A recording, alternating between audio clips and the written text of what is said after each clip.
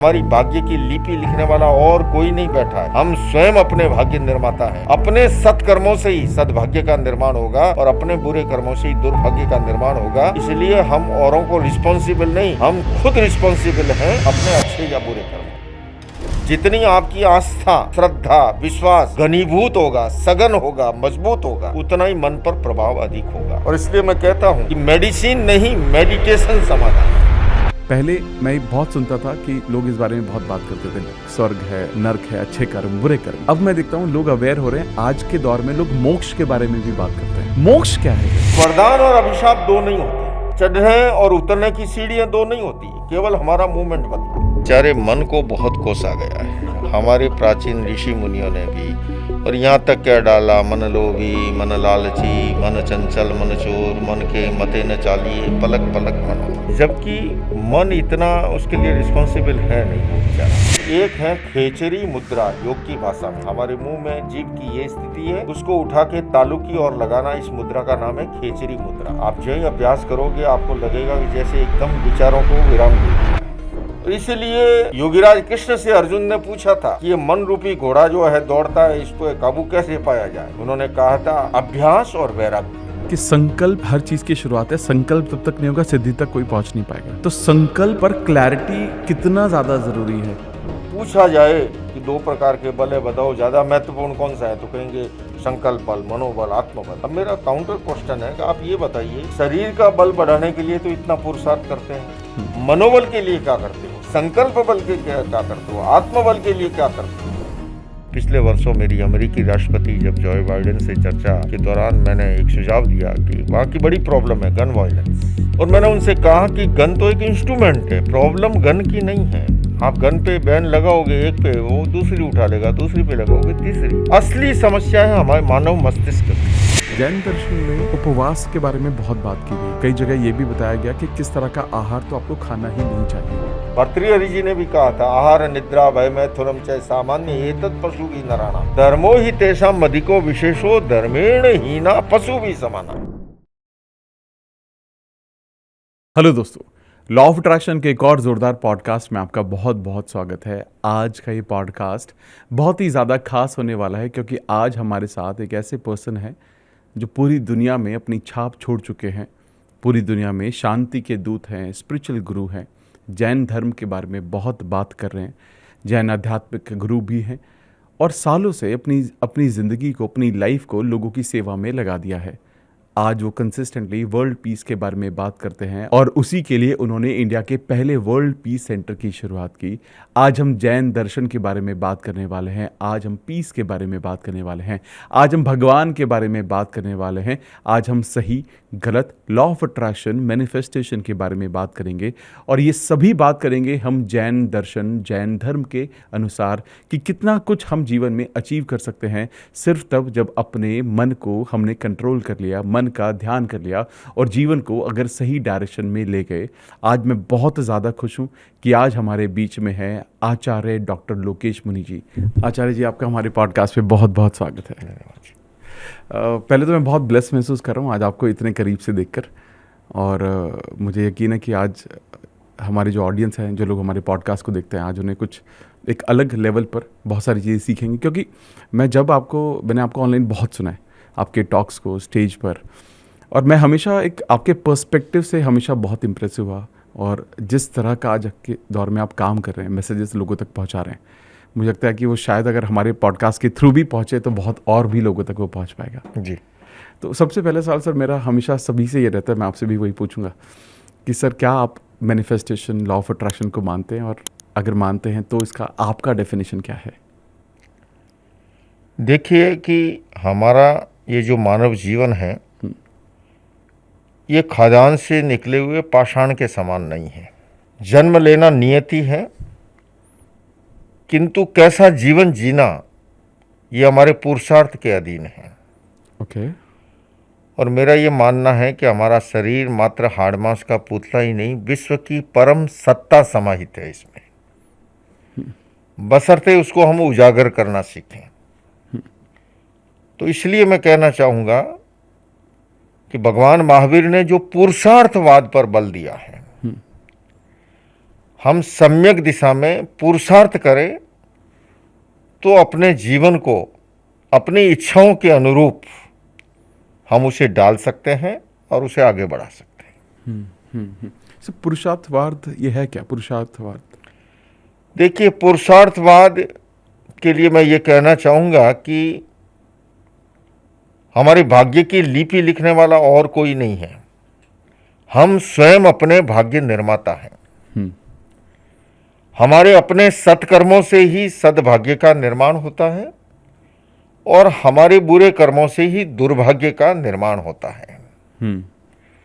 इसलिए जैन दर्शन में 5 समवाय को स्वीकार किया गया, कर्म को भी, भाग्य को भी, किंतु साथ साथ पुरुषार्थ को भी बल दिया गया और कहा गया कि कर्म को उदय आने से पहले हम अपने पुरुषार्थ के द्वारा उसे नष्ट कर सकते हैं। कर्म के 2 प्रकार है।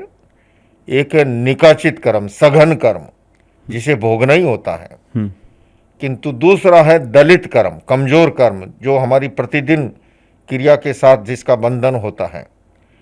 ऐसे कर्म को हम अपनी साधना के द्वारा, अपनी तपस्या के द्वारा, मेडिटेशन के द्वारा, स्वाध्याय के द्वारा, मौन के द्वारा, जप के द्वारा, आध्यात्मिक विधि विधानों के द्वारा उदय में आने से पहले नष्ट कर सकते हैं। जैसे मैं आपसे कहूं कि अभी एक मिसाइल इजराइल ने छोड़ी और दूसरी ओर से ईरान ने जो है बीच में उसे नष्ट कर दिया। ठीक उसी तरह से हमारे कर्म का बहुत बड़ा हिस्सा वो है जिसको हम अपनी साधना के द्वारा हम उसे नष्ट कर सकते हैं। और इसलिए जैन दर्शन में कहा, तपसा कर्म विच्छेदा दात्म निर्मल्यम निर्जरा। 3 तत्व हैं। एक है आश्रव, कर्म आने का द्वार, द्वार को बंद कर देना, वो है संबर। किंतु जो संचित कर्म है पहले से, उसका क्या? तो कहा गया तपस्या के द्वारा। तपस्या के विविध प्रकार हैं, वहां पर 12 प्रकार बताए हैं। अनशन, उनोदरी, भिक्षाचरी, रस परित्याग, काया कलेश, प्रतिशलिनता, प्रायश्चित, विनय, व्यावृत्ति, स्वाध्याय, ध्यान और विसर्ग।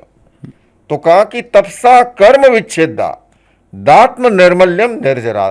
इन तपस्या के विविध प्रकारों से जब हमारी आत्मा उज्जवल बनती है, निर्मल बनती है, पवित्र बनती है, तब वो कर्म बंधनों से मुक्त होती है। तो पुरुषार्थवाद का भी, भाग्य का अपना रोल है, निश्चित रूप से भाग्य भी है, कर्म भी है, लेकिन साथ साथ में पुरुषार्थवाद पर भगवान महावीर ने बल दिया। और मैं समझता हूं उसने जो केवल एकांगी भाग्य की बात करते हैं, उसने निकम्मेपन, निठल्लेपन को जन्म दिया। लेकिन पुरुषार्थ के द्वारा हम अपने, इसलिए मैं फिर से दोहराऊंगा कि हमारी भाग्य की लिपि लिखने वाला और कोई नहीं बैठा है। हम स्वयं अपने भाग्य निर्माता हैं। अपने सत्कर्मों से ही सद्भाग्य का निर्माण होगा और अपने बुरे कर्मों से ही दुर्भाग्य का निर्माण होगा। इसलिए हम औरों को रिस्पॉन्सिबल नहीं, हम खुद रिस्पॉन्सिबल हैं अपने अच्छे या बुरे कर्म के। बुरे कर्म के लिए। बहुत सुंदर, बहुत सुंदर। आपने कहा सर, साधना, ध्यान या जाप, ये इसका एक इंसान के मन पर इतना प्रभाव कैसे है? देखिए, इंसान 2 प्रकार से उसकी हम व्याख्या करें। एक है नास्तिक की दुनिया, दूसरी है आस्तिक की दुनिया। जो आस्था प्रधान है, जो श्रद्धा प्रधान है, जो विश्वास को लिए हुए हैं, जिनका पूर्व जन्म में विश्वास है, जिनका पुनर्जन्म में विश्वास है, जिनका कर्मवाद में विश्वास है, जिनका ये मानना है कि अच्छे बुरे कर्मों का फल हमें स्वयं को भोगना पड़ता है। कड्डान कम्मान नत्थि मोक्षो, कृत कर्मों को भोगे बिना मुक्ति नहीं है, मोक्ष नहीं है, निर्वाण नहीं है। या तो भोगना होगा या उसे अपनी साधना के द्वारा उदय में आने से पहले नष्ट करना होगा, एक प्रावधान है। अब जो आस्था प्रधान लोग हैं, जितनी आपकी आस्था, श्रद्धा, विश्वास घनीभूत होगा, सघन होगा, मजबूत होगा, उतना ही मन पर प्रभाव अधिक होगा। और इसलिए मैं कहता हूं कि मेडिसिन नहीं, मेडिटेशन समाधान है। वाह वाह। ध्यान के द्वारा, ध्यान के भी अनेक प्रकार हैं, उनके माध्यम से बहुत सी ऐसी चीजें आज की दुनिया में शारीरिक बीमारी से भी ज्यादा साइकोसोमेटिक डिजीज है, बहुत सही, मनोकायिक बीमारियां हैं, और उनका समाधान, सटीक समाधान हमें मेडिटेशन में मिलता है। मेडिसिन, ये कंपोज की गोलियां, ये सामक औषधियाँ, ये ट्विंकलाइजर्स क्षणिक राहत दे सकते हैं, किंतु स्थायी समाधान नहीं है। स्थायी समाधान क्या है? वो मेडिटेशन है। तो हम उस ध्यान के द्वारा अपने आप को, अपना आत्मा की उज्ज्वलता, निर्मलता, अध्यात्म के शिखर तक पहुंचाने का एक माध्यम भी है ध्यान, किंतु उसके साथ साथ उसके बहुत से प्रासंगिक फल भी है उस यात्रा के दौरान, जिससे कि हमें शारीरिक, मानसिक, भावात्मक, फिजिकली, मेंटली, इमोशनली अनेक प्रकार की समस्याओं से हमें राहत भी मिलती है। इंसान का जन्म का, जो हम इंसानों की योनि में जन्म लेते हैं, इसका प्राइम ऑब्जेक्टिव क्या है सर? देखिए, जन्म की गति की अगर मैं बात करूं तो जैन दर्शन में 4 प्रकार की गति का स्वीकार किया गया: नरक गति, त्रियंच गति, मनुष्य गति और देव गति। ओके। 2 हमारे सामने प्रत्यक्ष हैं और 2 हमारे विश्वास का विषय है। नरक और स्वर्ग ये हमारा अपना अपना विश्वास है। सही।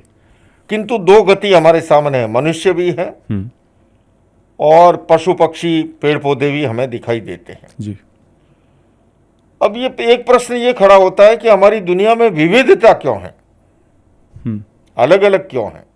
मैं इंसान की भी बात करूं, एक अमीर है, गरीब है, एक को 2 जून की रोटी नसीब नहीं है और एक व्यक्ति करोड़ों अरबों खरबों से न्यारे बारे करता है। तो इतनी असमानता क्यों है, विविधता क्यों है हमारी दुनिया में?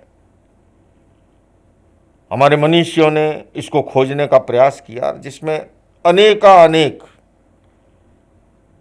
जो आनुवंशिकता में विश्वास है, हेरिडिटी एक सच्चाई है कि दादा दादी में, नाना नानी में एक बीमारी है संक्रांत और वो भावी पीढ़ी में आ गई। आनुवंशिकता एक सच्चाई है।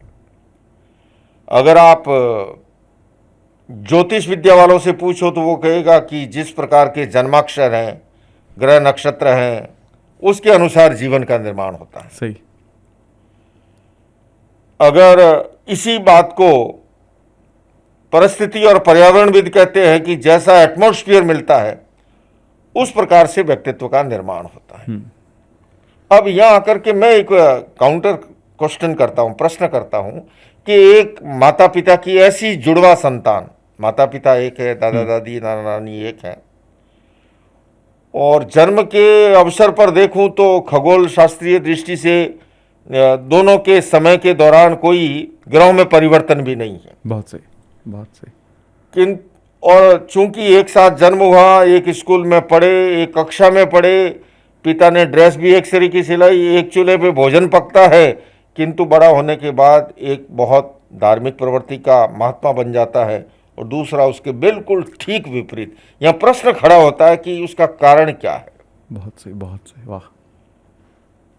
तो एक सच्चाई और है, वो सच्चाई ये है कि केवल हम इस जन्म के ही नहीं, जन्म जन्मांतर के संस्कार साथ लेकर के चलते हैं और हमारा अतीत का पुरुषार्थ ही वर्तमान में हमारा फ्यूचर, भविष्य बनकर के हमारे सामने आता है।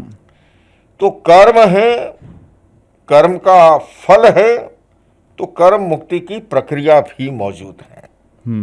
तो हम अपने जीवन को, फिर से दोहरा रहा हूं कि अपने पुरुषार्थ के अनुरूप उसे आगे बढ़ा सकते हैं और सबका अपना अपना रोल है। जैन दर्शन ने 5 समवाय स्वीकार किए: काल, स्वभाव, कर्म, पुरुषार्थ और नियति। काल का अपना रोल है। आज आपने बाजरा बोया, मान लीजिए आषाढ़ महीने में, उसको उत्पन्न होते होते कार्तिक महीना 4 महीने लग जाएंगे। काल का रोल है। स्वभाव का, इसी मिट्टी में एक नींबू का पेड़ है और एक नारियल का पेड़ है। मिट्टी वही है, पानी वही है, खाद वही है, हवा वही है, प्रकाश वही है, और दोनों ने इसी मिट्टी से पानी खींचा, किंतु एक ने खट्टा स्वाद दे दिया, एक ने मीठा दे दिया। अपने स्वभाव के अनुरूप उसको परिणित कर लेना। करेला भी है, खजूर भी है। तो काल, स्वभाव, कर्म, कर्म के अनुसार गीता जी में भी जैसा कहा, जैसा कर्म करेगा वैसा फल देगा भगवान। किंतु उसके साथ साथ कर्म का भी एक है निकाचित कर्म, जिसे भोगना ही पड़ता है। नियति अगर हम कहें, यूनिवर्सल लॉ, किंतु भगवान महावीर ने एक पुरुषार्थवाद का विधान किया और उन्होंने कहा कि हम अपने पुरुषार्थ के द्वारा कर्म को बदल सकते हैं, उसके फल को बदल सकते हैं, उसको उदय के आने से पहले नष्ट कर सकते हैं। तो हम सबको सम्यक पुरुषार्थ के द्वारा, साधना के द्वारा, जैसा आपने प्रश्न किया, तपस्या के विविध प्रकार है, उन प्रकारों के माध्यम से हम जैसा चाहें वैसा अपने जीवन का निर्माण कर सकते हैं। अब जैसा आपने कहा कि हम जो इस जन्म में भोग रहे हैं, कई बार वो पिछले जन्म का हिस्सा हो सकता है, लेकिन आपके अनुसार इस जन्म के पुरुषार्थ के अकॉर्डिंग मैं आज भी सारी चीज़ें अच्छे से कर सकता हूँ जी। जो अगर गलत डायरेक्शन में मेरा जीवन आज जा भी रहा है तो मैं आज भी अपने कर्म को ठीक करके मैं आगे पहुँच सकता हूँ। बिल्कुल। बहुत सुंदर। लोग, जैसे हम आपने ये बात की स्वर्ग नर्क के बारे में बात, पहले मैं बहुत सुनता था कि लोग इस बारे में बहुत बात करते थे, स्वर्ग है, नर्क है, अच्छे कर्म, बुरे कर्म। अब मैं देखता हूँ लोग अवेयर हो रहे हैं, आज के दौर में लोग मोक्ष के बारे में भी बात करते हैं जी। कि intent of life has to be वहाँ तक, मोक्ष तक पहुँचना। मोक्ष क्या है फिर? देखिए, मोक्ष को अगर मैं ये कहूँ, जैन दर्शन में बड़ा सुंदर वाक्यांश है प्राकृत भाषा का, भगवान महावीर की वाणी का। वो कहते हैं, कषाय मुक्ति किल मुक्ति रेवे। मुक्ति क्या है, मोक्ष क्या है, निर्वाण क्या है? उन्होंने कहा कषाय से मुक्त हो जाओ। कषाय क्या है? चतुष्कषाय, क्रोध, मान, माया, लोभ, राग, द्वेष, मोह, अहंकार, इससे मुक्त हो जाना। तो मोक्ष केवल यही ना समझो कि इस जन्म से परे हम इस जीवन में भी मोक्ष की अनुभूति कर सकते हैं, बशर्ते हमारे भीतर का काम, क्रोध, अहंकार, मद, मोह, लोभ, राग, द्वेष ये अगर नष्ट हो जाए तो हमें करना और कुछ नहीं है। मैं आपसे कहूं कि एक मूर्ति है सुंदर, क्या वो मूर्ति को गढ़ा गया प्रकट हुई? कुछ उस पाषाण में से अनावश्यक तत्व को काटा छांटा गया, मूर्ति प्रकट हो गई। ठीक उसी तरह से हमारा जीवन वो राग द्वेष से युक्त है, काम क्रोध से युक्त है, मद मोह से युक्त है, ईर्ष्या अहंकार से युक्त है। ये विजातीय तत्व नष्ट होते जाए और यही आत्मा परमात्मा का रूप धारण करेगी। वही मुक्ति है, वही मोक्ष है, वही निर्वाण है। तो उसके लिए हमें सम्यक पुरुषार्थ के द्वारा आत्मा ही परमात्मा बन सकती है, बशर्ते हम अपनी उस साधना को उस अवस्था तक ले जाएं। ये तलहटी से लेके शिखर तक की यात्रा है साधना की। उस सर्वोच्च अवस्था को प्राप्त करने के लिए सघन पुरुषार्थ की आवश्यकता है। वाह वाह वाह। तो क्या सर इसी को हम बोलते हैं कि अनासक्ति, नॉन अटैचमेंट का सिद्धांत यही है? जी देखिए, भारतीय संस्कृति की ये मौलिक विशेषता है। यहाँ अटैचमेंट में भी नॉन अटैचमेंट का दर्शन है। आप गीता जी को पढ़िए, अनासक्ति योग स्पर्श की बात है। आप जैन दर्शन के उत्तराधन आगम को पढ़िए, वहाँ पर अनासक्ति की बात है। और कर्म बंधन के दो प्रकार हैं, एक कषाय जनित और दूसरा योग जनित। मैं इसको इन शब्दों में भी कह सकता हूँ कि जितना कषाय प्रबल है या जितनी आसक्ति सघन है, उतना ही कर्म का बंधन मजबूत होगा। और जितनी आसक्ति कमजोर है, कषाय, क्रोध, मान, माया, लोभ, देखिए कि व्यक्ति जब तक छद्मस्त है ये सब विद्यमान रहते हैं, किंतु अभ्यास करते करते साधना के शिखर तक पहुंचा जा सकता है। और मैं आसक्ति को इस रूप में भी लूं, हम इस जीवन में भी देखिए, हर एक के जीवन में वियोग भी आता है, दुख भी आता है। लेकिन आपसे ये कहना चाहूँगा कि घटना होना एक बात है और उसका परिणाम होना बिल्कुल दूसरी बात है। एक व्यक्ति अनासक्त आत्मा है, उसके जीवन में भी वियोग तो आएगा, बीमारी आ सकती है, जीवन में वियोग का क्षण उत्पन्न हो सकता है, लेकिन दुखी बनना ये कोई जरूरी नहीं है। बहुत सही। जितनी आसक्ति प्रबल होगी, थोड़ा सा भी वियोग हुआ दुखी बन जाएगा, थोड़ा सा भी सरदर्द हुआ, हम देखते हैं एक व्यक्ति छत को सिर पे उठा लेता है। और एक ऐसे व्यक्ति को भी हम देखते हैं कि कैंसर जैसी भयंकर बीमारी, पूरे शरीर में पीड़ा है, किंतु फिर भी समता और समाधि की अनुभूति करता है। तो और इसीलिए जैन दर्शन में कहा जे आशवा ते परिश्रवा, जे परिश्रवा ते आशवा। जो आश्रव का हेतु है अब वियोग है। अब इसी वियोग को अगर मैं आपसे कहूं, दृष्टिकोण दो हो गए और दृष्टि के अनुसार सृष्टि का निर्माण होता है। एक व्यक्ति के जीवन में वियोग आया, वो व्यक्ति आर्त ध्यान करके, रौद्र ध्यान करके, आसक्त होकर के और इतना ज़्यादा व्याकुल हो जाएगा, इतना ज़्यादा रुदन और विलाप में डूब जाएगा वियोग के क्षणों में। और एक व्यक्ति उसी वियोग को ये सोचते हुए कि भैया देखो यही संसार की क्षणभंगुरता है, ये नश्वरता है, ये अनित्यता है, यह अशाश्वतता है, और अपने आप को धर्म से, वैराग्य से भावित कर लेता है और वो दुखी नहीं बनता है। घटना एक है, परिणाम दो है ना। तो वरदान और अभिशाप दो नहीं होते हैं, चढ़ने और उतरने की सीढ़ियां दो नहीं होती है, केवल हमारा मूवमेंट बदला। क्या बात है ना। क्या बात। मैं आपसे कहूँ, आयुर्वेद में एक औषधि है संख्या, बहुत अल्प मात्रा में प्रयोग होता है और वो स्वास्थ्य के लिए वरदान साबित होती है, लेकिन उसको एक लिमिट से ज़्यादा यूज कर ले तो राम नाम सत्य हो जाएगा। हम भोजन करते हैं, शरीर की पुष्टि के लिए करते हैं, बढ़िया से बढ़िया मनपसंद चीज है, लेकिन आप अनलिमिट उसका प्रयोग करें, क्या होगा? वही आपको अस्वस्थ बना देगा। जो भोजन पुष्टि देने वाला था, स्वास्थ्यवर्धक था, वही जानलेवा साबित हो सकता है। तो सवाल ये है कि ये जो हमारे यहाँ पर अनासक्त योग स्पर्श का जो दर्शन रहा है, मैं ये कह सकता हूँ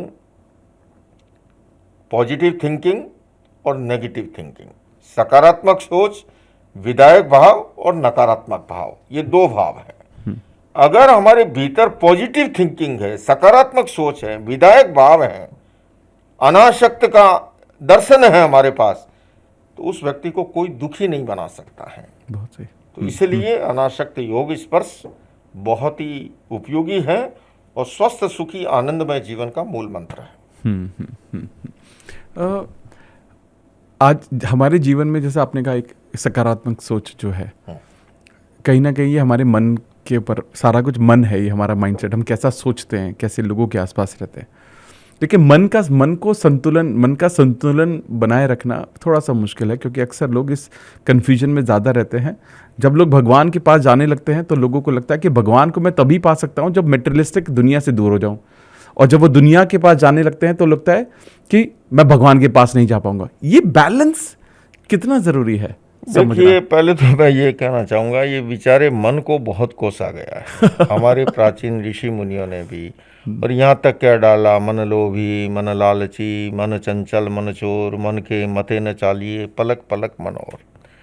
जबकि मन इतना उसके लिए रिस्पॉन्सिबल है नहीं वो बेचारा। ओके। बहुत बड़े मनोवैज्ञानिक हुए हैं फ्रायड, उन्होंने मन पे काफ़ी काम किया है ना। और कार्ल गुस्ताव युंग हुए, उन्होंने साइक पे काम किया, चित्त पे काम किया। जैन दर्शन में भगवान महावीर ने लेश्या पे और चेतसिक आत्मा की अवस्थाओं पर काम किया है। बल्कि मैं यूँ कहना चाहूँगा कि अगर मैं प्रश्न करूँ कि ये पंखा चलायमान है क्या? पंखा चलायमान कब होता है? जब उसको विद्युत का प्रवाह मिलता है। बहुत सही।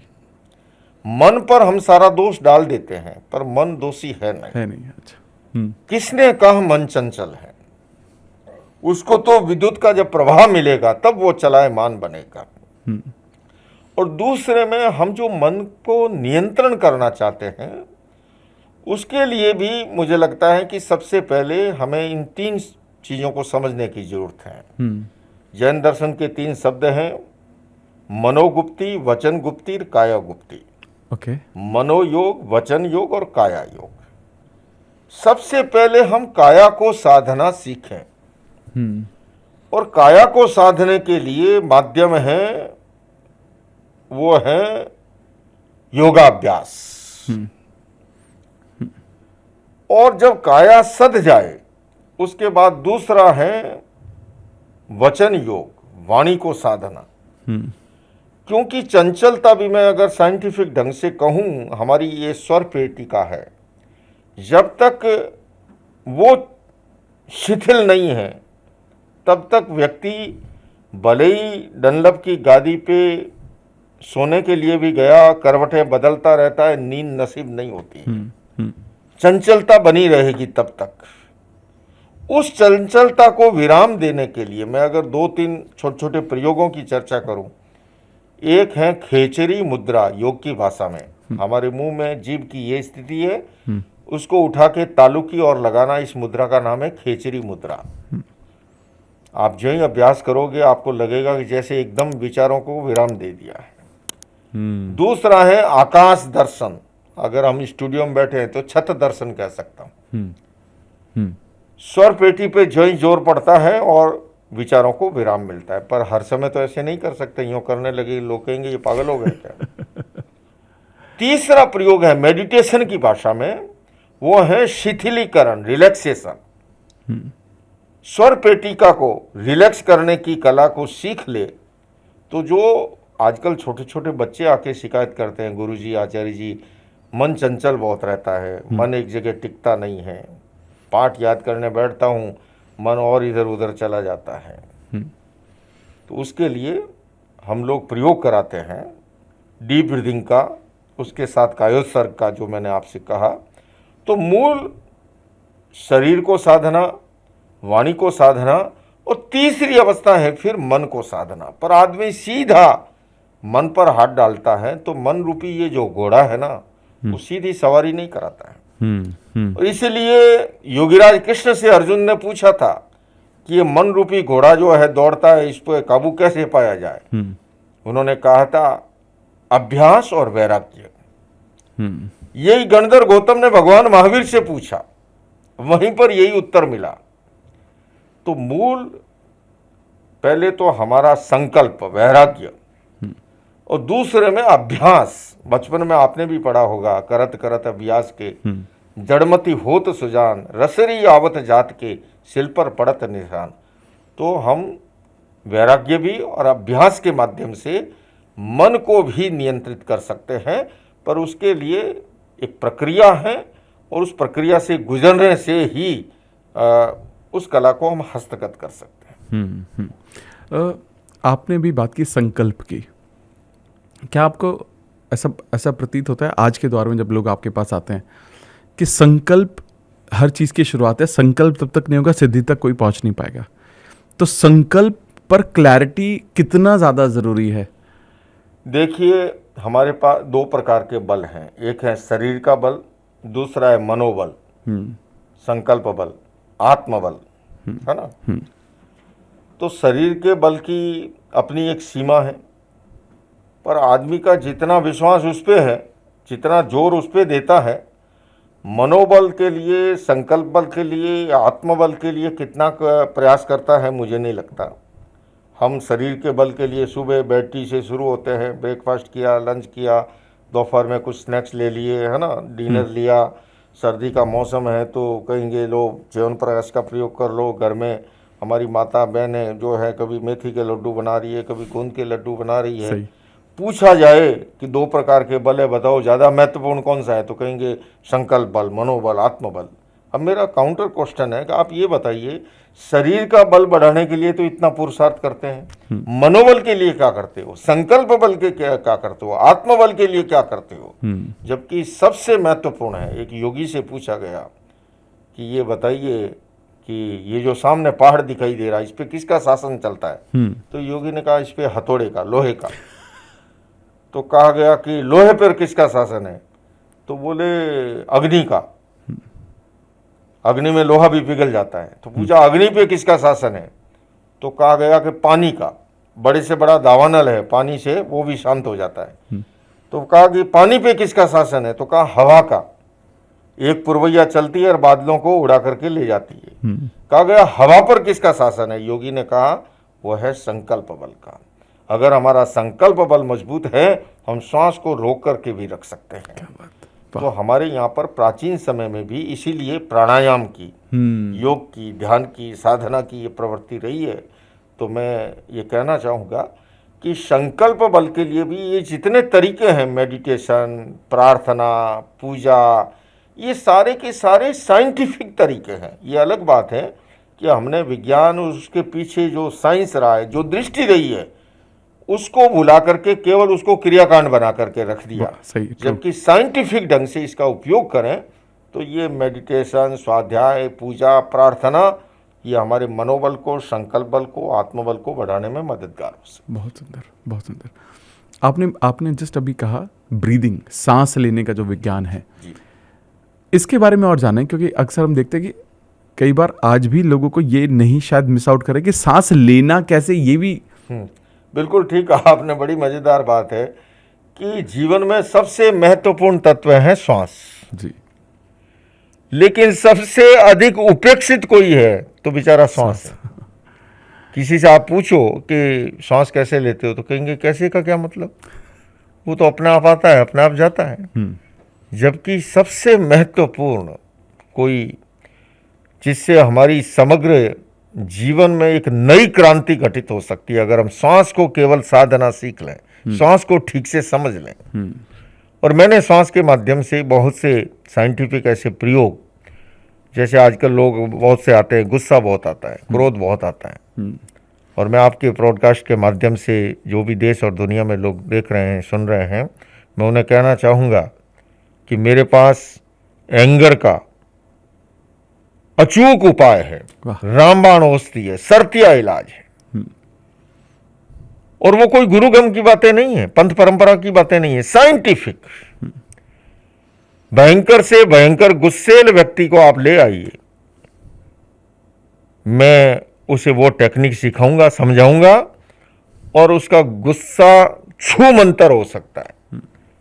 वो ज्वालानाथ बन के आए, मैं शीतल प्रसाद बना के उसको भेजूंगा यहाँ से। और मेरे पास सैकड़ों उदाहरण हैं ऐसे।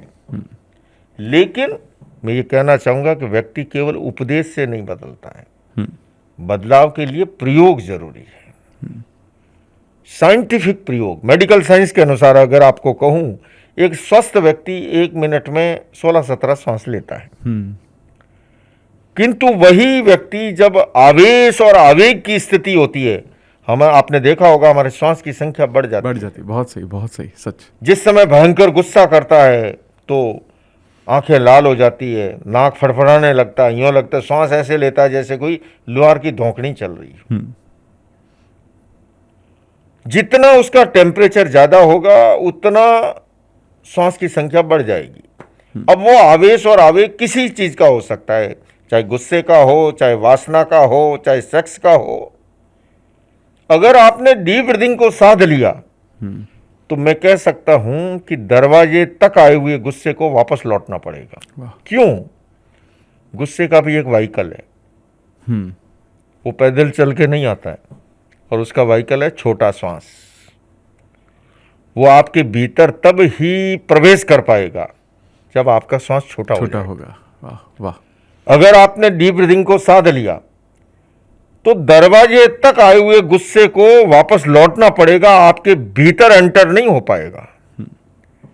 तो डीप ब्रीदिंग के साथ कलर मेडिटेशन के प्रयोग करवाते हैं, और उस प्रक्रिया से, प्रयोग की प्रक्रिया से, मैं फिर से बल दे रहा हूं, मुझे अमेरिकी राष्ट्रपति बिल क्लिंटन मिले आज से 25 साल पहले।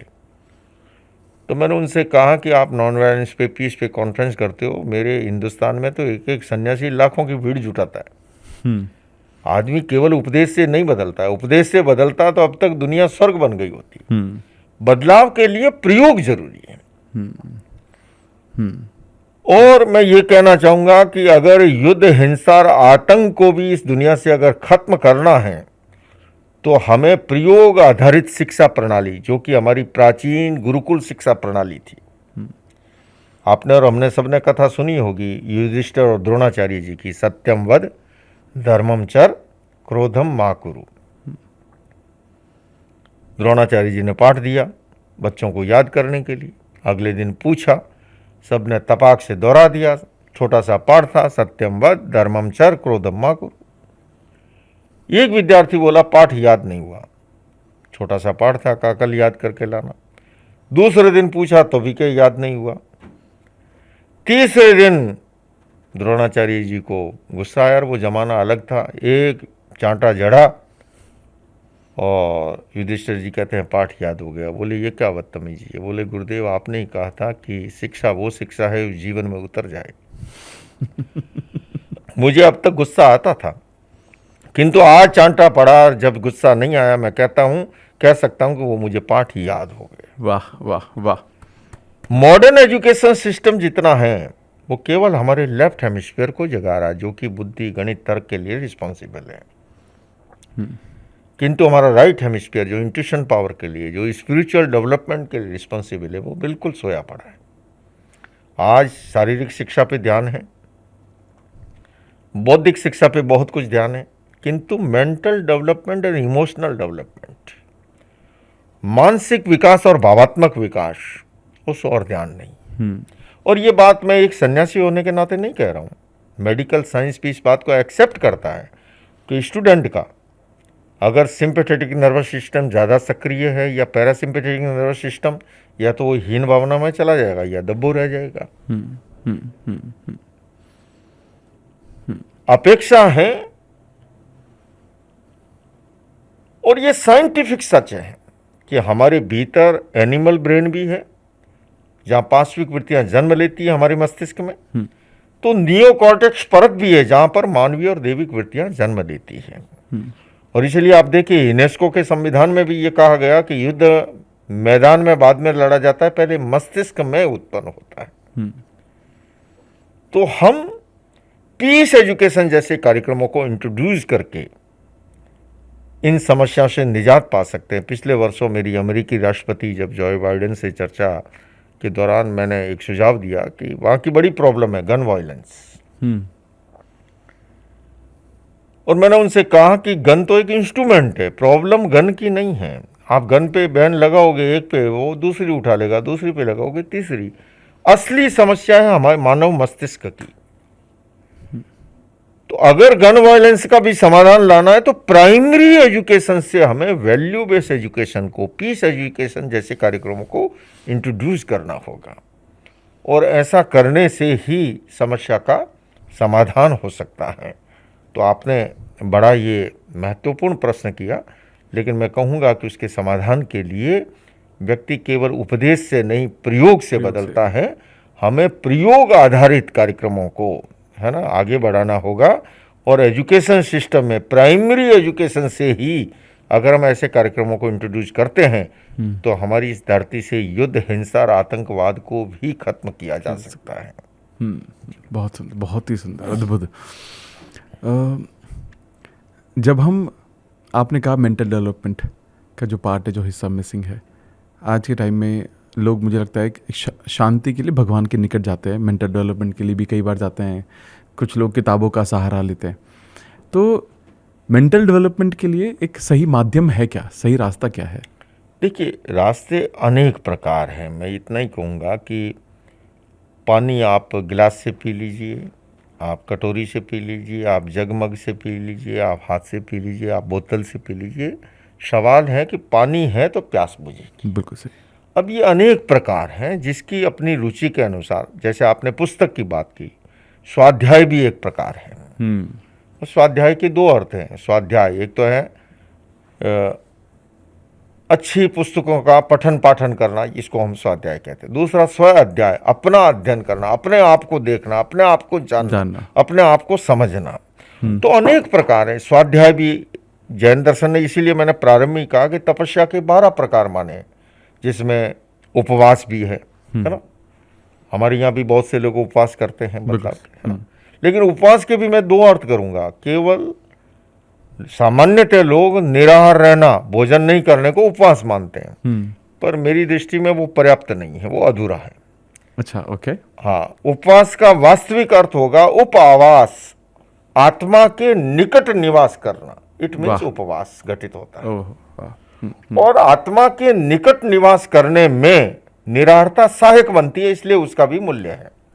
दूसरा, अगर मैं दूसरी भाषा में कहूँ, मेडिटेशन की भाषा में, हमारे शरीर में 2 प्रकार के साइकिक सेंटर हैं। एक नाभि के ऊपर के केंद्र है और एक नाभि के नीचे के केंद्र है। उप आवास, जब जब हमारी चेतना ऊपर के केंद्रों में निवास करे तब उपवास घटित होता है। या मैं यूं भी कह सकता हूं कि जब हम निराहार रहते हैं तो हमारी चेतना को ऊपर के केंद्रों में निवास करने का ज़्यादा अवसर मिलता है। हमारा इंद्रियां शांत होगी, हमारा आवेश आवेग शांत होंगे, और हम अपने आप को अध्यात्म की दिशा में समर्पित कर सकते हैं। तो जैसे उपवास भी एक माध्यम है, स्वाध्याय भी है, ध्यान भी है, मेडिटेशन भी है, कायोत्सर्ग भी है, तो अनेक प्रकार हैं, सेवा भी है, पूजा भी है। तो जिसको जो रुचि है, अपनी रुचि के अनुरूप इन माध्यमों से मंजिल एक ही है, मार्ग अनेक हैं, उन मार्गों के माध्यम से मंजिल को पा सकता है। जैन दर्शन में उपवास के बारे में बहुत बात की गई जी। और कई जगह ये भी बताया गया कि किस तरह का आहार तो आपको खाना ही नहीं चाहिए जी। तो उपवास का कितना इम्पोर्टेंट? देखिए, उपवास बहुत महत्वपूर्ण है जैन दर्शन में भी, और भी महापुरुषों ने, महात्मा गांधी ने भी इस बात पर बल दिया था, और अन्य धर्मों में भी उपवास का न्यूनाधिक महत्व सभी ने समान रूप से स्वीकार किया है। अलग अलग प्रणाली रही है। अनेक परंपराओं में ये है कि उपवास में कुछ चीज़ें, फल आदि या इस प्रकार का कुछ दूध आदि के मिष्ठान का प्रयोग कर लेते हैं। जैन दर्शन चूंकि और ज़्यादा डीप में गया, तो वहाँ पर तो उपवास में बिल्कुल ही आहार का निषेध है, जिसको तेवियार उपवास कहते हैं। और 24 उपवास करे तो उसमें पानी का भी निषेध है, पानी भी ग्रहण नहीं करते हैं। तो लेकिन मैं फिर से इस बात पे आ रहा हूँ कि हमें इस उपवास को द्रव्य उपवास और भाव उपवास, हम जब आहार को छोड़ते हैं द्रव्य उपवास हो गया, लेकिन हमारी आत्मा के निकट हम निवास करते हैं तो वो भाव उपवास हो गया। हमारी चेतना ऊपर के केंद्रों में निवास करती है तो भाव उपवास हो गया।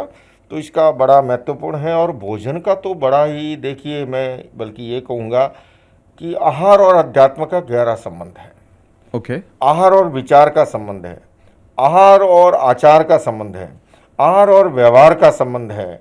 और बल्कि इसीलिए हमारे प्राचीन ऋषि मुनियों ने भी कहा था, जैसा खावे अन्न वैसा होवे मन। बिल्कुल। और आधुनिक मेडिकल साइंस भी इस बात को एक्सेप्ट करता है कि जैसा हम भोजन ग्रहण करते हैं वैसा ही हमारे मस्तिष्क में न्यूरोट्रांसमीटर का निर्माण होता है, और उसी के साथ हम दूसरों के साथ बिहेवियर करते हैं, व्यवहार करते हैं। और इसीलिए हमारे यहाँ पर प्राचीन समय में आहार को 3 भागों में बांटा गया: राजसिक आहार, तामसिक आहार और सात्विक आहार। राजसिक आहार वो है कि जिस आहार में प्रचुर मात्रा में घी, तेल, मक्खन आदि का प्रयोग होता है, उस प्रकार का आहार हमारे इंद्रियों को प्रदीप्त करता है, उत्तेजित करता है।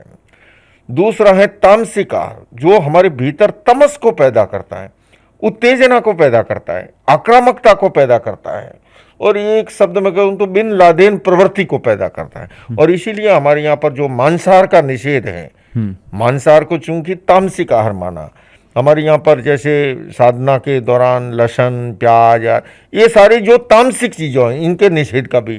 तीसरा है सात्विक आहार, वो हमारे जीवन को भी टिकाता है और साथ ही साथ हमारी इंद्रियां, मन आदि जो हैं वो दूषित भी नहीं होते हैं, शांत बने रहते हैं। तो उस आहार को इसलिए, और जैन धर्म में इस पर बहुत बल दिया, शाकाहार के भी दिया। और आज की दुनिया में कहूँ शाकाहार से भी आगे एक वीगन शब्द है, जिसमें डेयरी प्रोडक्ट्स को ही यूज नहीं करते हैं। चूंकि महावीर का साधना पद्धति समुची है वो प्रयोग आधारित थी। उन्होंने, वैज्ञानिक क्या करते हैं, प्रयोगशाला में उपकरणों के माध्यम से सत्य को खोजते हैं, और महावीर ने अपने शरीर को ही प्रयोगशाला बना डाला, और उन्होंने जिस सत्य का साक्षात्कार किया वो हमारे सामने प्रस्तुत किया उन्होंने। तो जैन मील आजकल आप देखते होंगे, फ्लाइट में अगर आप जाओ, बहुत से लोग हमें कहते हैं कि देखिए कि हम वेजिटेरियन कहते हैं, तो उसमें भी फिर भी मन में खटका रहता है, क्योंकि बहुत से ऐसे लोग हैं जो कुछ चीज़ों को नॉनवेज मानते ही नहीं हैं, वेजिटेरियन में भी उसे अलाउ कर लेते हैं। लेकिन बोले जैन मील बोल दिया तो फिर निश्चिंत हो जाते हैं कि इसमें अब कोई गड़बड़ नहीं होगी। तो निश्चित रूप से जैन धर्म में खान पान की शुद्धि पे बहुत ध्यान दिया गया है, और मैंने जैसा बताया कि उसके पीछे साइंटिफिक रीजन भी है। और हमें तामसिक और राजसिक आहार से बचना चाहिए, क्योंकि भोजन का भी विवेक होना चाहिए, कब करना, कितना करना, किस तरह का करना, क्योंकि वो हमारे भोजन, बल्कि मैं ये कहूँगा कि केवल हमारा शरीर ही नहीं, हमारा मन, बुद्धि, इंद्रिय, भावना, आत्मा सबको प्रभावित करता है। बहुत सही। तो आहार का अध्यात्म का गहरा संबंध है। बहुत सुंदर, बहुत सुंदर, बहुत ज़रूरी है ये सबको समझना। मुझे एक चीज़ समझनी है सर, जैन दर्शन में, जैन धर्म में आई थिंक स्पिरिचुअलिटी या हर चीज़ को ना बहुत डीपली लेकर गया जी। जाएगा। और जैसे खाना पीना, पूजा पाठ, हर चीज़ को बहुत गहरे लेवल पर है। इसका कारण क्या है? देखिए, अगर आपको मैं अगर कहूँ कि समुद्र में अगर आप किनारे खड़े रहो तो ये तो केवल सीप और शंखे को ही पा सकोगे, हाँ। और गहरे उतरोगे तो मोती की भी पा सकते हो। तो जितना गहराई में अगर आप जाएंगे उतना ही ज़्यादा है आप उसको हस्तगत कर पाओगे। और दूसरे में सरल भी बहुत है, यूँ देखें तो। अब धर्म की व्याख्या इतनी सरल की है महावीर ने, उन्होंने तो कहा विवेके धम्ममयी। धर्म क्या है? उन्होंने कहा विवेक की चेतना का जागरण, हमारे भीतर विवेक जाग जाए बस। जैसे रामायण में रामचरितमानस ने भी बड़ी सटीक व्याख्या है, वहां पर कहा परहित सरस धर्म नहीं भाई, और ये भी कहा कि पर पीड़ा सम नहीं अधिमाई। अब देखिए हमारे महान ग्रंथों ने कितनी संक्षिप्त और सटीक व्याख्याएं की। भाई मनुष्य और पशु में अंतर क्या है? एक पशु मनुष्य से अधिक भार ढो सकता है, हाँ। लेकिन मनुष्य ने अपने रीजनिंग माइंड के माध्यम से जो विकास किया है वो आज हमारे सामने है। हम आज नोएडा में अभी बैठे हैं, आपके बड़ी बड़ी अट्टालिकाएं हैं, बड़ी बड़ी इमारतें हैं, है ना। एक पशु तो बंदर 100 साल पहले भी वृक्षों पे कूदता फांदता था और आज भी वैसे ही छलांग लगा रहा है। मनुष्य और पशु में और अंतर है क्या? केवल इतना ही है। भर्तृहरि जी ने भी कहा था आहार निद्रा भय मैथुनम च सामान्य एतत् पशु भी नराणाम धर्मो ही तेषाम मधिको विशेषो धर्मेण हीना पशु भी समाना।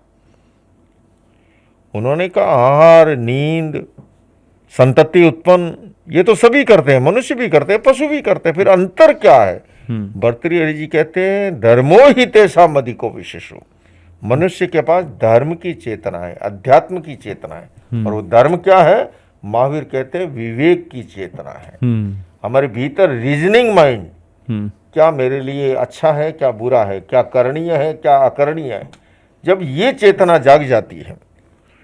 जब हम सन्यासी बनते हैं तो जैन धर्म में सबसे पहले 10वें कालिक आगम सिखाया जाता है।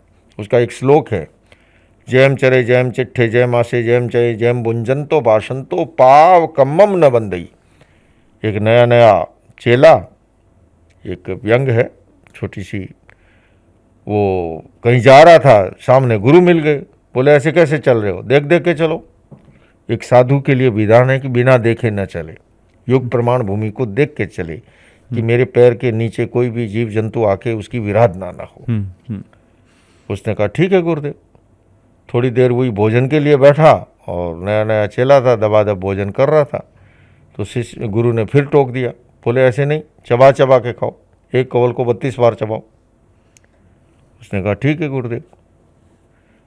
थोड़ी देर विश्राम कर रहा था भोजन के बाद, और गुरु ने फिर कहा नहीं, वाम पार्श्व विश्राम करना है तो वाम पार्श्व लेटो, बाईं करवट, दाईं करवट से नहीं, क्योंकि इसके पीछे भी संबंध है। हमारा एक है सूर्य स्वर और दूसरा है चंद्र स्वर। मैं आपको बताऊं, अगर आपसे पूछूं ईड़ा पिंगला और सुषमना, सूर्य और चंद्र स्वर, आप कहेंगे वो तो ऑटोमेटिक सिस्टम है, उसमें हम क्या कर सकते हैं? नहीं, अगर आप बाईं करवट लेट गए तो कुछ ही क्षणों में आपका जो है सूर्य स्वर चलना शुरू होगा। बहुत सही, बहुत सही। और भोजन करने के बाद आप दाईं करवट लेट गए तो चंद्र स्वर शुरू हो जाएगा। ऐसे में भोजन के पाचन में बाधा उत्पन्न होगी। बहुत सुंदर। तो उसने कहा ठीक है गुरुदेव। तो उसने देखा रे मैंने सही ये सन्यास लिया था मुक्ति के लिए, मोक्ष के लिए, निर्वाण के लिए। यहाँ तो पग पग में बंधन है, चलने में भी, खाने में भी, पीने में भी, बैठने में भी। बैठा था, कहा ऐसे कैसे बैठो, स्पाइनल कॉर्ड सीधा रखो, नहीं तो जल्दी बूढ़े हो जाओगे। इसने कहा गुरुजी संथारा ही कर लूँ क्या? गुरु ने कहा नहीं। उन्होंने कहा जयम चरे जयम चिट्ठे जयम आशे जयम चये जयम बुंजंतो भाषंतो पाव कम्मम न बंदई। हम सब कुछ करें, सोते सोएं, उठें, जागें, खाएं, पिएं, लेकिन भीतर में हमारी चेतना जागरूक रहे कि मेरे अनावश्यक पाप कर्म का बंधन हो, ये विवेक की चेतना जाग जाए। वाह। तो इसलिए कहा धर्म क्या है, आपने कहा कि बहुत गहराई है, बहुत डीप है। डीप भी है, सरल भी बहुत है। सरल व्याख्या केवल इतनी सी सटीक कि हम भीतर में हमारा विवेक जाग जाए, अच्छा क्या है, बुरा क्या है, करनी क्या, अकरणी क्या है। और बाकी तत्व ज्ञान की गहराई में उतरोगे तो बहुत गहरे तक जाओगे। जितने गहरे जाओगे उतने ही मोती पाओगे। क्या बात, बहुत सुंदर। एक और मेरा सवाल, कुछ लोग भगवान महावीर बोलते हैं, कुछ लोग महावीर जी को गुरु बोलते हैं, तो जैन दर्शन में भगवान क्या है? देखिए, भगवान कह दें, हम उसे परमात्मा कह दें, ईश्वर कह दें, परमेश्वर कह दें, ये सब समानार्थक शब्द हैं। हम जब तक राग और द्वेष से जुड़े हुए हैं, काम और क्रोध से जुड़े हुए हैं, मद मोह और अहंकार से जुड़े हुए हैं, ईर्ष्या निंदा विकता से जुड़े हुए हैं, तब तक हम छद्मस्त हैं और इन्हीं कारणों से हम संसार में परिभ्रमण करते रहते हैं। हमारी आत्मा, जिसको हम कहते हैं 84 लाख जीवा योनि में परिभ्रमण करती रहती है। किंतु हम साधना के द्वारा जब साधना का मार्ग स्वीकार करते हैं, और तत्वज्ञान की भाषा में कहूँ, जैन दर्शन के अनुसार, जब हमारी आत्मा कर्म से मुक्त होती है, सरल भाषा में कहूँ तो राग और द्वेष से मुक्त होती है, काम और क्रोध से मुक्त होती है, मद और मोह से मुक्त होती है, राग ईर्ष्या निंदा और विकता से मुक्त होती है, तब संपूर्ण रूप से उससे मुक्त होने पर वही आत्मा परमात्मा बन जाती है। उसे आप परमात्मा कह दें, ईश्वर कह दें, परमेश्वर कह दें, भगवान कह दें, हर आत्मा परमात्मा बन सकती है। बीज में बरगद बनने की क्षमता मौजूद है। तो बीज से बरगद बनने की, बिंदु से सिंधु बनने की, आत्मा से परमात्मा बनने की, और वही परमात्मा, वही भगवान, वही ईश्वर है। बहुत सुंदर, बहुत ही सुंदर। आई थिंक बहुत ही सुंदर। आपकी बातों में आप पीस के बारे में बहुत बात करते हैं, शांति के बारे में। विश्व शांति केंद्र स्थापित किया गया, world peace centre, India's first. इसका ऑब्जेक्टिव क्या है सर? देखिए, मेरा ये मानना है कि युद्ध, हिंसा और आतंक किसी समस्या का समाधान नहीं है। वार्ता के द्वारा, संवाद के द्वारा, पीस थ्रू डायलॉग के द्वारा हम हर समस्या को सुलझा सकते हैं। हम देख रहे हैं यूक्रेन और रशिया का युद्ध इतने दिनों से चल रहा था। हाँ। और अभी तो शुरू हो गया है इजराइल और ईरान का, अमेरिका का। लेकिन मैं जिस समय आकाश में मिसाइलें दागी जा रही है, बम फोड़े जा रहे हैं, मैं उस माहौल में फिर से दोहरा रहा हूं, इस बात पे बल दे रहा हूं कि ये समाधान नहीं है। बिल्कुल। और मैं तो यहां तक कहता हूं, अभी भी पर्दे के पीछे बातचीत शुरू होने की तैयारियां शुरू हो रही है। तो भला बर्बादी के बाद जो बातचीत के टेबल पे आते हैं, वो बर्बादी से पहले क्यों नहीं आ सकते? और इससे कितने मासूम बच्चे मारे जाते हैं, पूरे विश्व की इकोनॉमी प्रभावित होती है। और मेरा ये कहना है कि ऐसी दुनिया की कोई समस्या नहीं हो सकती जिसका वार्ता और संवाद के द्वारा समाधान न हो। मैंने अपने छोटे से जीवन में कई ऐसे मुझे अवसर मिले हैं कि संवाद के द्वारा मैंने बड़े से बड़े झगड़ों को निपटाया है। भगवान महावीर ने अनेकांत का दर्शन दिया। ये अनेकांत क्या है? अनेकांत का अर्थ ही है, मैं अनेक बार कहता हूं कि मनुष्य मशीन का प्रोडक्शन नहीं है। विचार भेद, रुचि भेद, चिंतन भेद, ये होना सब स्वाभाविक है। और लोकतंत्र में तो मतभेद को विकास का माध्यम माना गया। किंतु मतभेद जब मनभेद का रूप धारण करते हैं तब समस्या उत्पन्न होती है। अनेकांत के द्वारा हम एक दूसरे की भावनाओं को समझें, है ना। हम अपने अस्तित्व की तरह दूसरों के अस्तित्व को स्वीकार करना सीखें। हम अपने विचारों की तरह दूसरों के विचारों का भी आदर करना सीखें। और यहीं से अहिंसा धर्म का शुभारंभ होता है। तो मेरा इस बात पे बल है। मैंने India first world peace centre जो स्थापित किया है, मेरी संस्था अहिंसा विश्व भारती ने, उसके पीछे भी लक्ष्य है कि कहीं भी कॉन्फ्लिक्ट खड़ा हो, कहीं पर भी संघर्ष हो, वहां पर हम वार्ता और संवाद के द्वारा तो आने वाले समय में वर्ल्ड पीस सेंटर पूरे विश्व में पीस एम्बेसडर खड़े करने जा रहा है, वाह। पीस सोल्जर खड़े करेगा। और कहीं भी ऐसी परिस्थिति खड़ी होती है तो हम एक स्पिरिचुअल यूएन की तरह उसमें समाधान के रूप में कि उस प्लेटफॉर्म पे ला करके वार्ता के द्वारा, संवाद के द्वारा शांतिपूर्ण ढंग से, क्योंकि ये दुनिया 21वीं शताब्दी लड़ने के लिए नहीं है।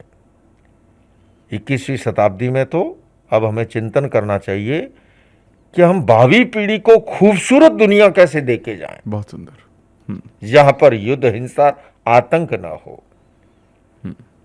आज अनेक समस्याएं हैं, ग्लोबल वार्मिंग की, क्लाइमेट चेंज की, जलवायु परिवर्तन की समस्या है, युद्ध और हिंसा की समस्या है, गरीबी और अभाव की समस्या है। हम अपनी दुनिया से इन समस्याओं का समाधान विश्व शांति केंद्र के माध्यम से ढूंढें और उसके लिए हम मिलकर के आपस में, मैं अकेला नहीं कर सकता हूं। मैं तो न तो राम हूं, न महावीर हूं, न बुद्ध हूं, वो महापुरुष थे। हालांकि मैं ये मानता हूं कि हिंसा और अहिंसा हर युग में रहा है, अच्छाई और बुराई हर युग में रही है, पर हमारा प्रयास होना चाहिए कि अच्छाई का पलड़ा भारी रहे। हम उनकी तरह महासूर्य नहीं हैं, किंतु एक दिया बन करके टिमटिमाते रहे हैं। और ये जो दिए और तूफान की लड़ाई है, इस दिए और तूफान की लड़ाई में दिया बुझे नहीं, उसके लिए हमारा प्रयास होना चाहिए। और इसके लिए मैं सबको आह्वान कर रहा हूं, आओ मिलकर बैठे, आपस में बात करें, 4 कदम ही सही चलने का साथ करें। यूं तो दूरी से दूरी बढ़ती जाएगी, कभी तो हम खुद से खुद की मुलाकात करें। ये खुद से खुद की मुलाकात, ये खुद से खुदा की मुलाकात, लेकिन उसके लिए ज़रूरी है हमारी आत्मा की पवित्रता, निर्मलता, उज्ज्वलता। और मैं प्रयासरत हूँ कि कैसे इस संघर्ष से और युद्ध में संवाद के माध्यम से सुलझाया जाए। मेरी पिछले ही दिनों एक आध्यात्मिक गुरु है वृंदावन में, प्रेमानंद जी महाराज, उनसे संवाद हो रहा था मेरा, काफ़ी लंबा संवाद हुआ। मैंने उनसे कहा कि आप भी शुभकामना कीजिए कि जो हम इस कार्य में जो लगे हैं और भारत का विश्व शांति केंद्र जो स्थापित किया है, उसका मूल लक्ष्य ही है कि दुनिया में कहीं भी कॉन्फ्लिक्ट हो, संघर्ष हो, उसके निवारण में भूमिका अदा करें और एक आध्यात्मिक स्पिरिचुअल के रूप में इसको विकसित करें, जहां से समाधान हो संघर्ष का। बहुत ही सुंदर, बहुत सुंदर। और मुझे ऐसा लगता है कि जितने भी लोग आज ये पॉडकास्ट भी देख रहे हैं, वो भी ये समझ रहे हैं कि आपने बहुत खूबसूरत बात बोली कि हर चीज़ का समाधान बात में है जी। अगर आप बात करने की हिम्मत करते हो, और ये हर चीज़ को सुलझाया जा सकता है। तो जो और अंत में करेंगे, आपको बताऊं, जिस भी दिन युद्ध समाप्त होगा, ये बातचीत की टेबल पे आएंगे। तो मेरा ये कहना है कि बर्बादी के बाद बातचीत की टेबल पे आते हैं, बर्बादी से पहले भला क्यों नहीं आ सकते। बहुत हम अपने अहंकार को छोड़ें। मैं चाहूं वही होना चाहिए, मैं कहूं वही होना चाहिए। इस मैं को जिस दिन ये मैं छूट जाएगा, ये ईगो छूट जाएगा, ये अहंकार छूट जाएगा, समस्या का समाधान। बहुत ही खूबसूरत। आखिरी मेरा सवाल सर, आज के युग में जो यंग बच्चे हैं, मतलब इंडिया तो यूथ, इनके लिए एक प्राइमरी मैसेज, सबसे इंपॉर्टेंट मैसेज। देखिए, बहुत अच्छा प्रश्न किया आपने, क्योंकि सबसे महत्वपूर्ण घटक है ये हमारे समाज का। बल्कि मैं तो कहता हूँ, अनेक बार मैंने कहा भी है कि युवाओं का स्थान हमारे शरीर में जो स्पाइनल कॉर्ड का स्थान है, मेरुदंड का, रीढ़ की हड्डी का, अगर स्पाइनल कॉर्ड खराब हो जाए तो सारा शरीर लड़खड़ा जाएगा। वही स्थान समाज में, देश में युवाओं का है, इसलिए महत्वपूर्ण घटक है। और युवा शक्ति उसके पास, चूंकि युवा अवस्था, उस पर ऊर्जा होती है। अब उस ऊर्जा का सदुपयोग हम सकारात्मक दिशा में भी कर सकते हैं और नकारात्मक दिशा में भी कर सकते हैं। तो सही दिशा देने की जरूरत है।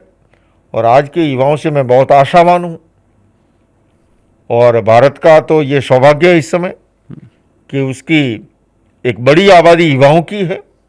तो जिसके पास इतना बड़ा युवा धन हो, भला वो देश क्या नहीं कर सकता है। तो हम युवाओं को आशा भरी निगाहों से देखें, और युवाओं से भी अपील कर रहा हूं कि आप अपने संपूर्ण सामर्थ्य को, पुरुषार्थ पराक्रम को सकारात्मक दिशा में लगाइए, तो जिससे कि आप अपने परिवार के लिए, समाज के लिए, देश के लिए, बल्कि पूरी मानवता के लिए बहुत उपयोगी हो सकते हैं। शक्तियां दोनों प्रकार की है, सकारात्मक भी है, नकारात्मक भी है, पॉजिटिव भी है, नेगेटिव भी है।